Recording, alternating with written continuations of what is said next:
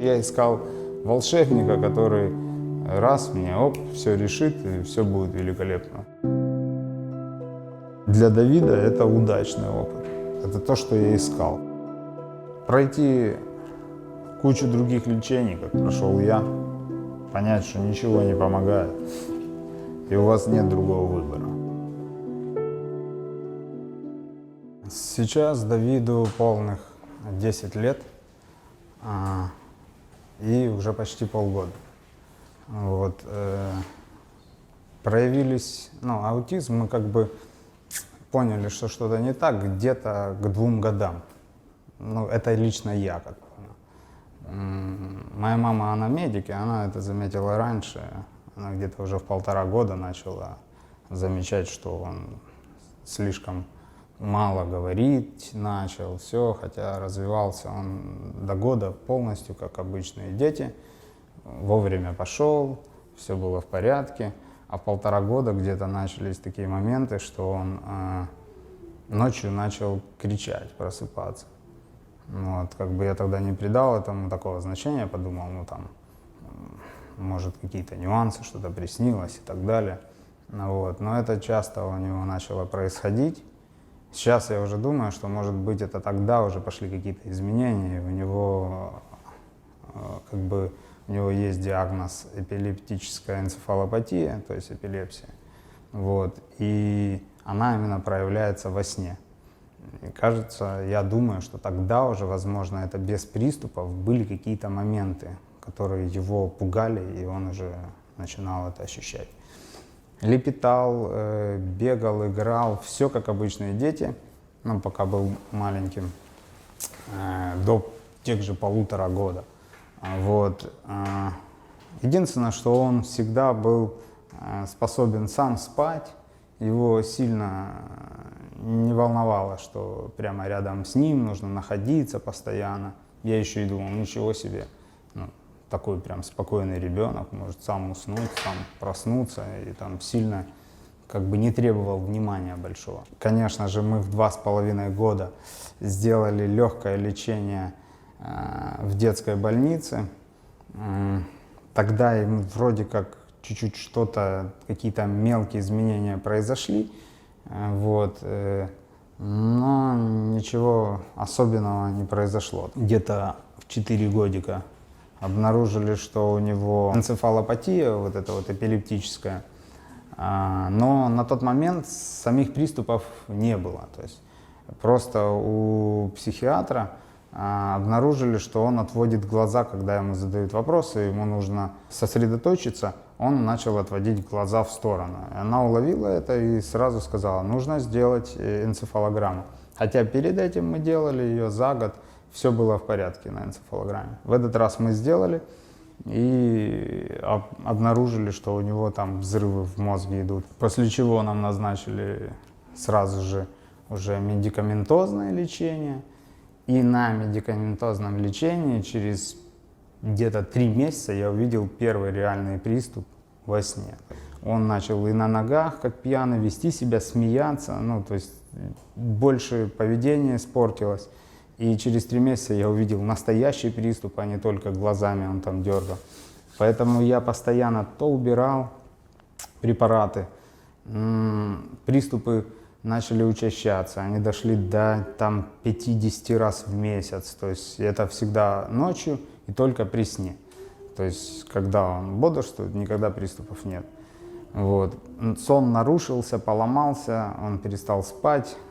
Это уже в 5 лет такие моменты пошли все. Ему сделали тогда МРТ мозга. Я хотел найти причину, надеялся, что есть какая-то причина, которая позволит избавиться от этого. Я тогда еще слабо разбирался в аутизме и не знал, что это у таких детей оно просто сопровождается этим. Либо оно проходит со временем, либо нет. Мы полностью обследовали, ничего не нашли, на что доктора нам сказали, что у вашего ребенка как бы вроде все в порядке, там где-то лобные доли чуть-чуть недоразвиты были, но настолько мало, что это не может быть причиной каких-то его умственных нарушений и всего остального.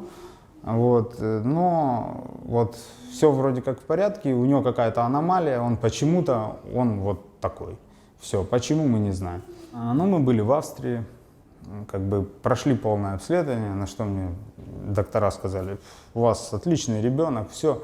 Если мы ему вылечим эпилепсию, он вообще будет обучаем просто супер, все будет у вас прекрасно. Ну, хорошо. Как вы предлагаете лечить? Прописали другие препараты. Опять я прочитал отзывы, опять думаю, ну, ребенок должен жить под кайфом всю жизнь, ну, и опять какая-то ерунда. То есть я снова начал искать другие варианты, тоже я это отбросил в сторону. Потом у меня пошли всякие бабки, там, целители, и все, что можно только придумать. Короче, я искал волшебника, который раз мне, оп, все решит, и все будет великолепно. Потом я верил там, начал думать, что, может быть, это нужно заниматься какими-то там, ходить в церковь. Я водил его в церковь, сам там исповедовался, там, ну, я не знаю. Я уже тут обыскался, все мне одно и то же какие-то рассказывают сказки.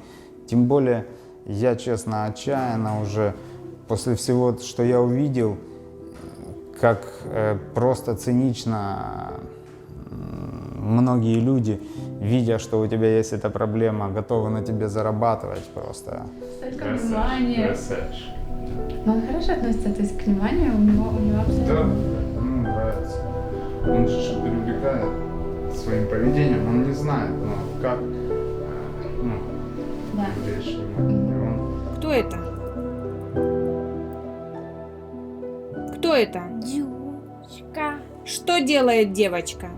мышка, Что делает девочка? мышка. Мы занимались с ним, занимались около 3 лет, вот, с самого детства, там, начиная с 2,5 лет. Они многого добились. Они добились того, что он начал сотрудничать с людьми. То есть он понял, что да, люди это не только плохо, а от них можно что-то получать. Ну, в принципе, как бы вот на этом он начал сотрудничество. Но потом мы уперлись в какой-то вот стопор, он не мог учить слов, называть эти слова с осознанием, что это за предмет. Вот. У него очень сильно развилась эхололия. То есть он просто подумал, что нужно повторять. Вот. И все. Ну и плюс к этому, ну как бы это все стоило денег. И мы в один прекрасный момент я пришел и попросил проверить, ну, вот, что он выучил. И когда специалист с каменным лицом задавал ему вопросы, чтобы не делая никаких подсказок ребенку, то Давид не смог практически ни на что ответить, ничего указать, хотя занимался уже очень долго и давно. Все это просто было, ну, впустую, как будто бы мы в песке выращивать пытались что-то. Поэтому я, даже немного вспылив, сказал: все, мы больше сюда не придем, до свидания всем. Вот, и перестал заниматься с ним.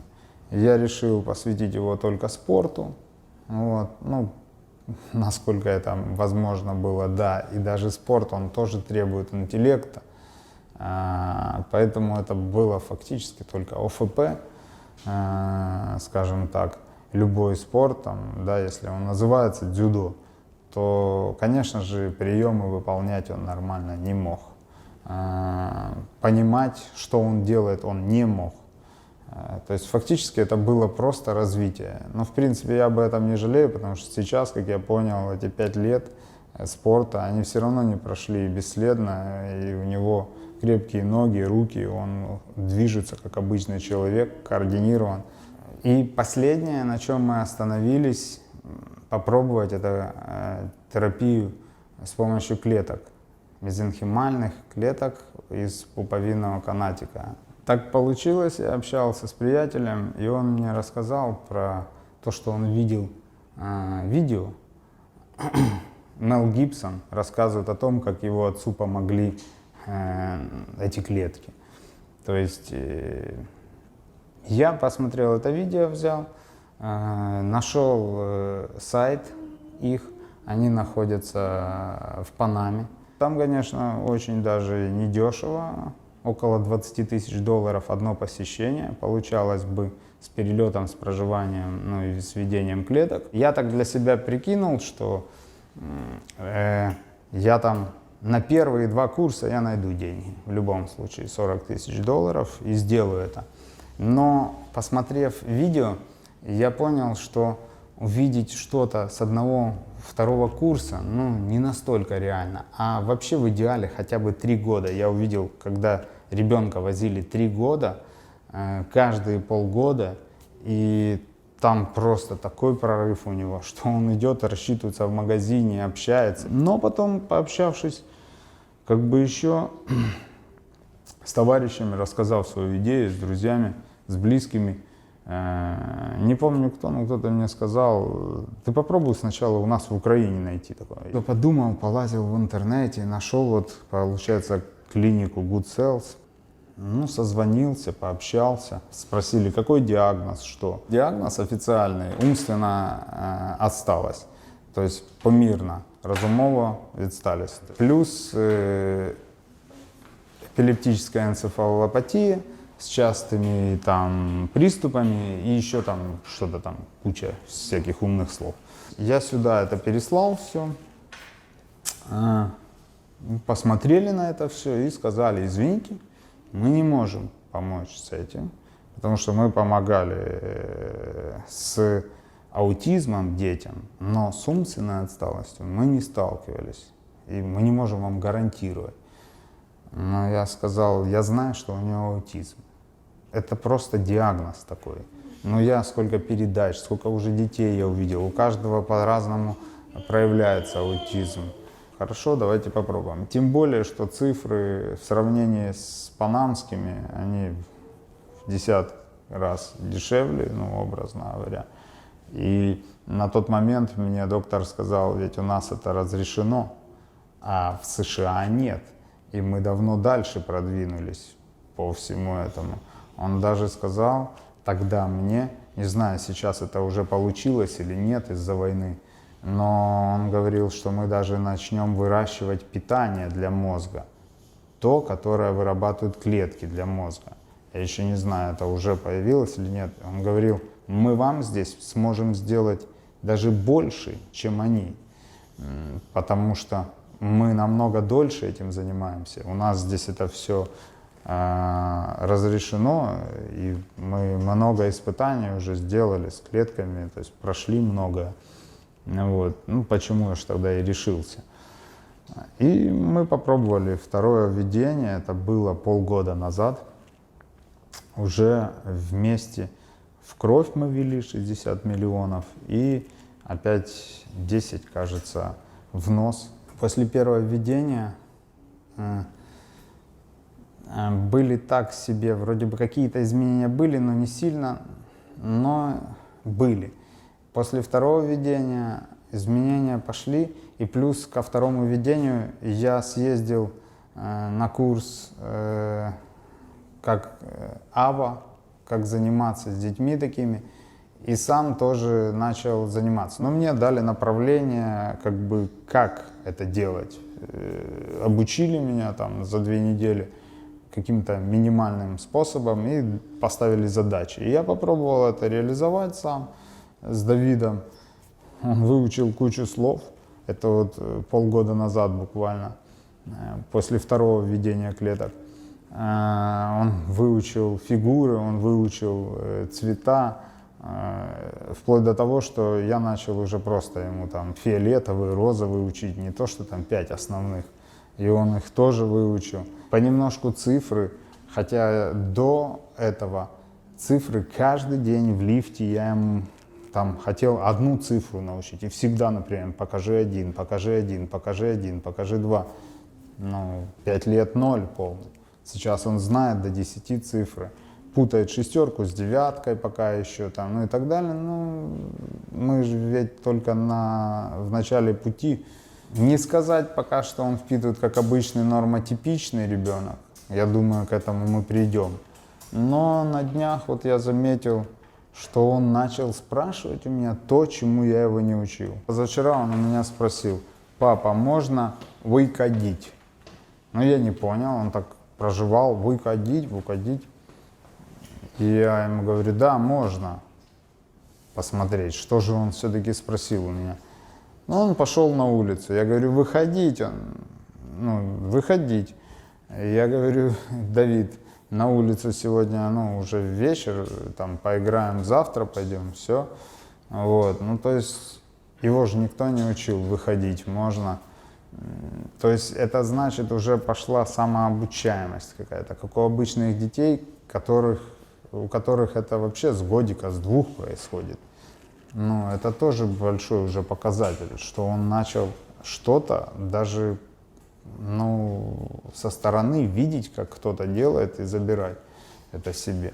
Поэтому, да, мы вот занимаемся, мы много занимаемся, и я понимаю, что терапия стволовыми клетками, она открывает для нас возможности, чтобы мы начали с ним заниматься.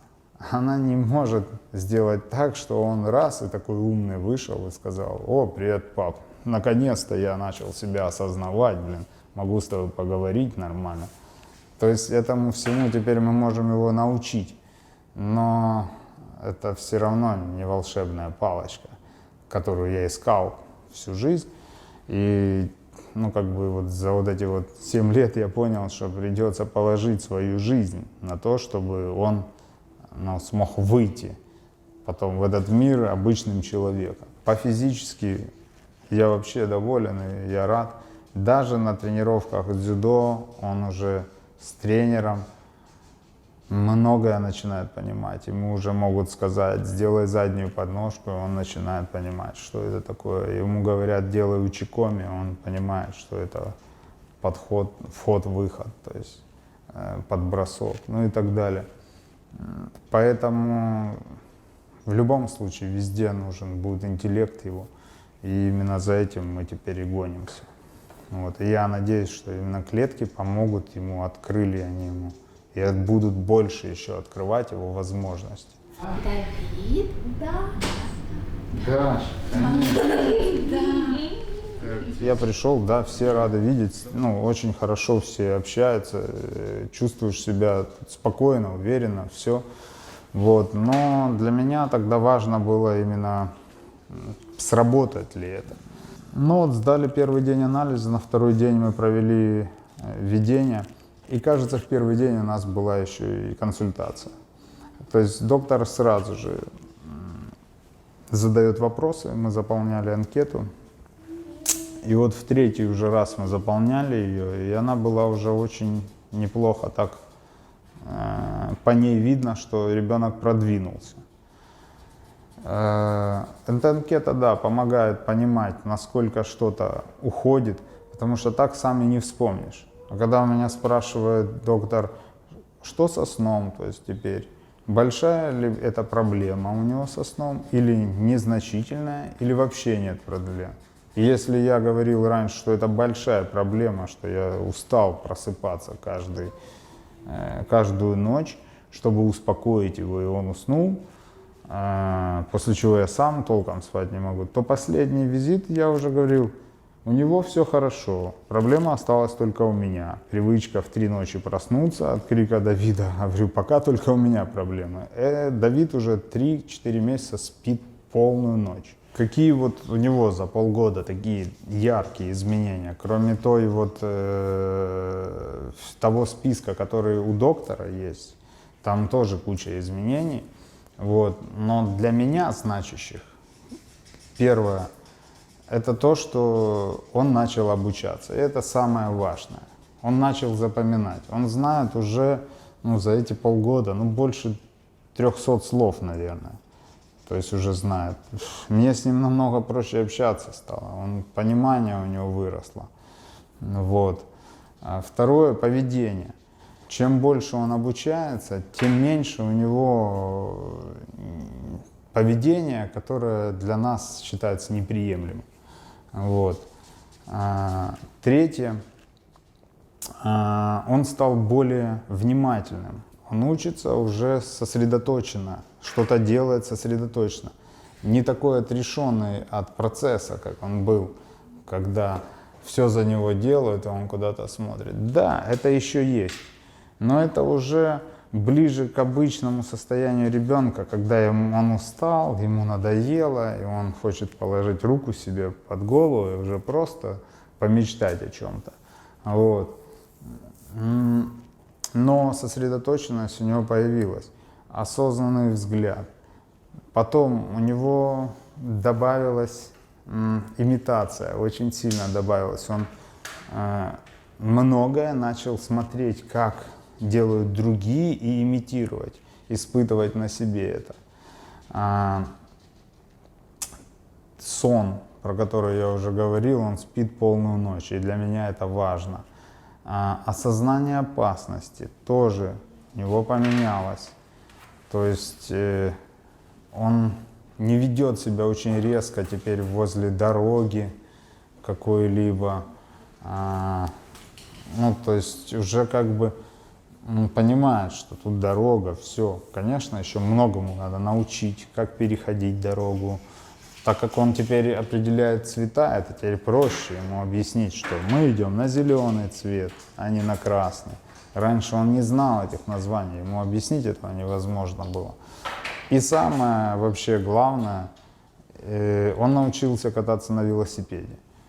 Ну, почему для меня это главное? Я 3 года пытался научить его кататься на велосипеде, думая, что это координация. Поэтому, когда я похвастался доктору о том, что Давид научился кататься на велосипеде, он мне чуть-чуть, во-первых, очень обрадовался этому, то есть у него аж глаза загорелись. И потому что я вижу, он был изначально скептически настроен на все это. Потому что, ну, из-за диагноза, который нам ставили. Вот. И он мне объяснил, нет, это не координация, не только координация, что это важные процессы у него поменялись. Он должен осознавать мир и окружение, чтобы кататься на велосипеде. Это как водить машину в какой-то мере. Ты должен понимать, где ты находишься, среди кого, опасность, объехать, не ударить одного, второго, ну и так далее.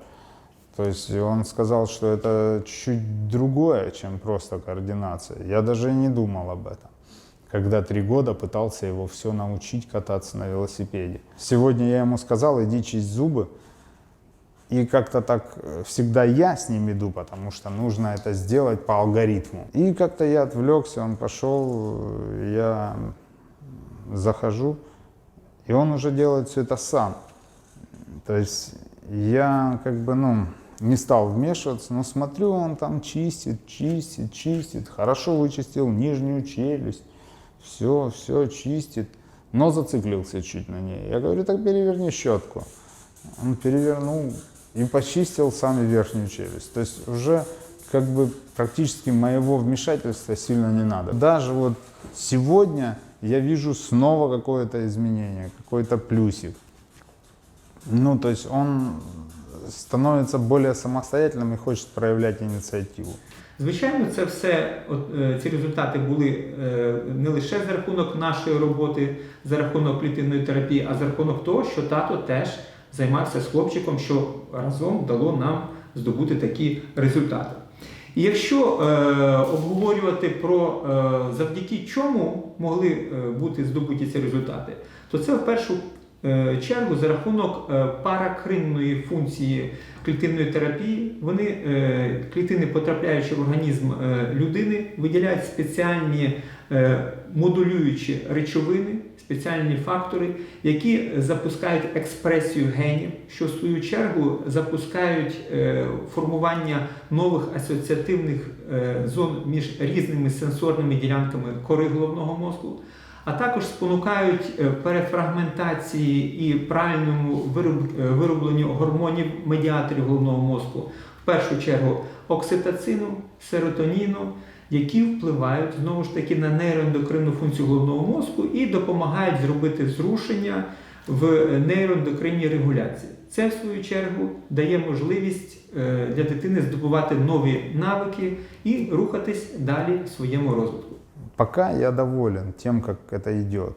Вот. И если посмотреть на то, как меняются мои желания, то, конечно же, есть изменения. И дальше, даст Бог, ну, конечно, он еще покажет, ну, на что он способен. Продолжать клеточную терапию, ну, я однозначно считаю, да. И следующее решение я приму, опять же, через 3-4 месяца, когда эти клетки, которые мы дополнительно сейчас ввели, начнут работать. Вот. Потому что, как доктор мне объяснял, первые 2 недели срабатывает от них то, что они вырабатывают питание для мозга, оно начинает срабатывать. Вот. Но в течение 2-3 месяцев начинают уже клетки становиться в структуры, налаживать свои, ну, как бы перезапуск иммунки будет через 3 месяца. Соответственно, через 3 месяца я начну дальше видеть, еще ли ускорилось его, ну, рост умственный, вообще развитие его. Вот, и так и буду принимать решения. Хотя, уже видя то, что есть, ну, я могу сказать, что, ну, для Давида это удачный опыт.